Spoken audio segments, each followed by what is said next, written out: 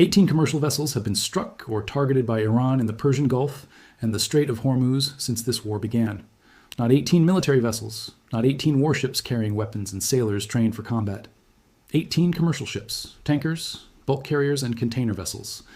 These are the ships that carry oil to refineries, grain to ports, and manufactured goods to markets. They transport thousands of different types of cargo that move between Asia, Europe, and the Americas through the waterway that Iran has now turned into a dangerous zone. 18 ships in just a few days. Let me explain what that number means to the people who run the global economy. They received this information this morning, and they are not reacting calmly. The shipping industry works on a principle called freedom of navigation. It is not only a legal rule, it is the physical foundation of globalization. The entire system of modern trade depends on it. Just-in-time supply chains, container shipping, global energy markets, and the food supply for countries that cannot produce enough of their own food all rely on the assumption that commercial vessels can move through international waters without being attacked by the military forces of a sovereign state. Iran has struck 18 of them. That assumption is now broken. The Lloyd's of London War Risk Market, which provides the insurance system used by the shipping industry to measure and price the danger of operating in conflict zones, moved this morning to levels not seen since the tanker war of the 1980s. That was the last time Iran systematically targeted commercial shipping in the Persian Gulf as a tool of economic warfare. War risk insurance for vessels traveling through the Gulf is now quoted, where it is quoted at all, at prices that make most commercial voyages economically unreasonable.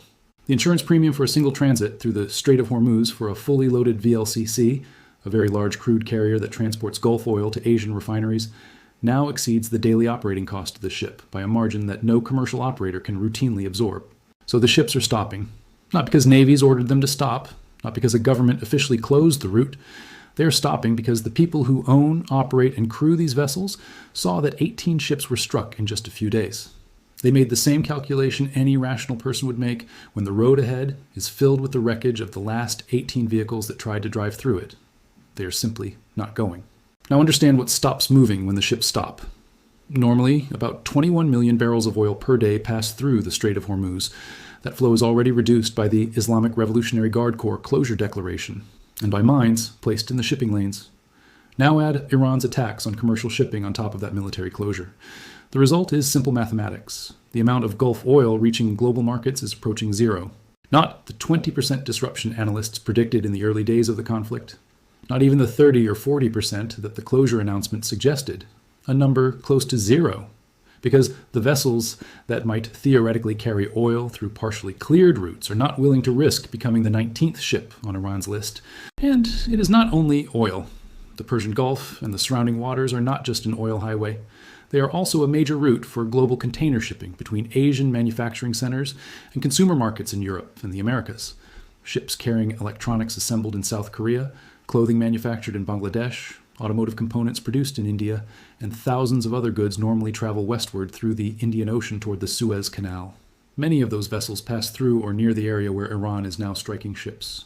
18 attacks completely changed the routing calculations for every shipping company. Alternative routes do exist. Ships can travel around the Cape of Good Hope at the southern tip of Africa. Cargo can move through overland rail corridors. Some shipping might even use the Northern Sea Route, which is open for longer periods each year than it was a decade ago.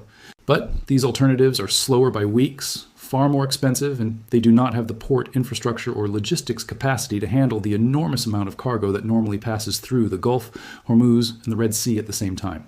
Global supply chains are not systems that easily reroute when sudden disruptions occur. They have been optimized over decades for specific routes, transit times, and port capacities.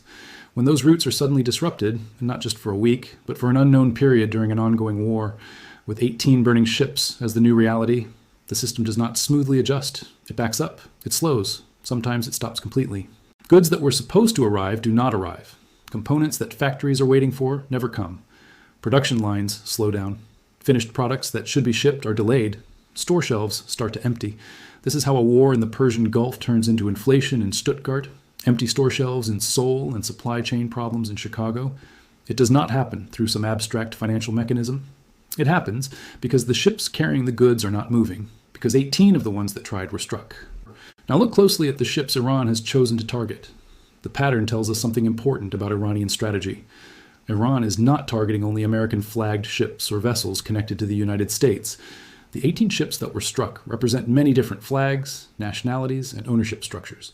Some are tankers linked to Japan, others are bulk carriers operated by companies from Greece, some container vessels are connected to United Kingdom. The crews come from countries such as the Philippines, India, Sri Lanka, and Pakistan. These are countries that have no military role in this conflict. Their governments did not authorize any attacks on Iran. Yet their sailors woke up this morning on commercial ships in the Persian Gulf and suddenly became casualties in a war that had nothing to do with them. That wide range of targets is intentional. Iran is not trying to damage American commerce alone. Iran is trying to damage global commerce. Its goal is to make the Persian Gulf and the Strait of Hormuz economically impossible for ships of every flag. The objective is clear: create international pressure on the United States to end the conflict. Every Japanese tanker that is struck becomes a phone call from Tokyo to Washington. Every Greek carrier that is hit becomes a message from Athens to Brussels. Every vessel with Filipino crew members that takes damage creates pressure from the government in Manila asking why its citizens are dying in someone else's war. Iran is spreading the cost of American military operations across the entire world. The 18 strikes are the mechanism, and the mechanism is working.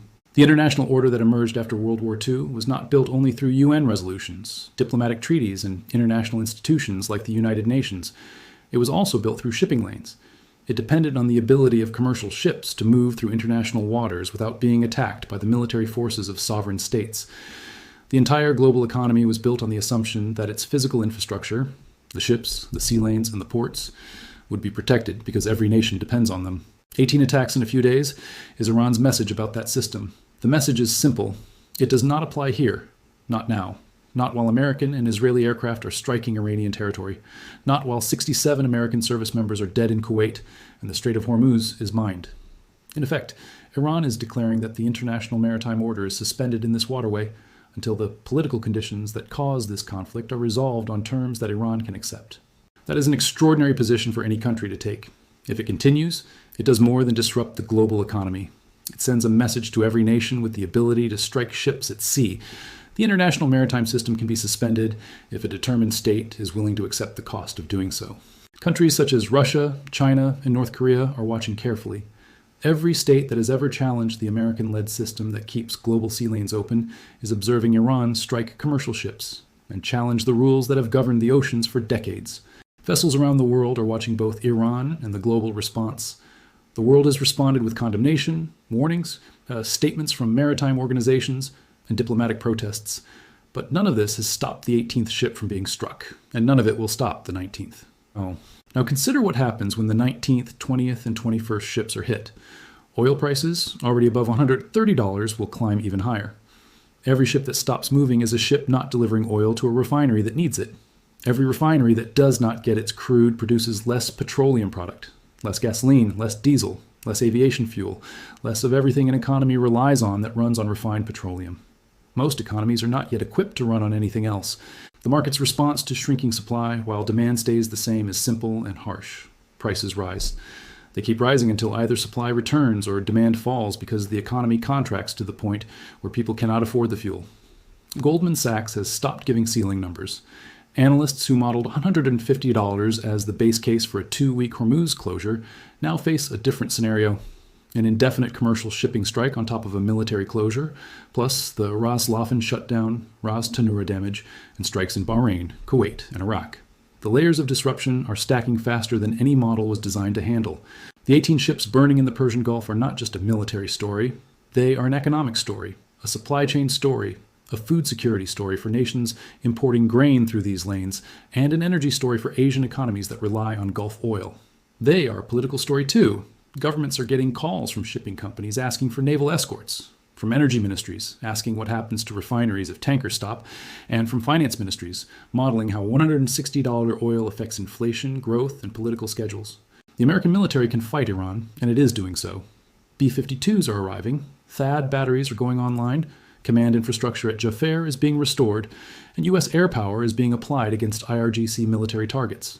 But the U.S. military cannot simultaneously escort every commercial vessel that must pass through the Persian Gulf and Strait of Hormuz. They cannot clear mines quickly enough to restore full commercial transit, while also managing an active air campaign and base defenses across Kuwait, Iraq, Bahrain, and Qatar, all while replenishing interceptor stocks. Each of the 18 ships is a data point in the market, a conversation between a shipping company and its insurer, a decision by a vessel operator not to be the 19th. Each ship represents barrels of oil not reaching refineries, containers of goods not reaching ports, and crew members who now add to the human cost of this conflict, joining the 67 American service members killed in Kuwait. The ocean is effectively closed, not by decree, not by formal blockade, but by 18 strikes against commercial vessels in a waterway that the world built its economy around. And the 19th ship has not yet attempted to cross.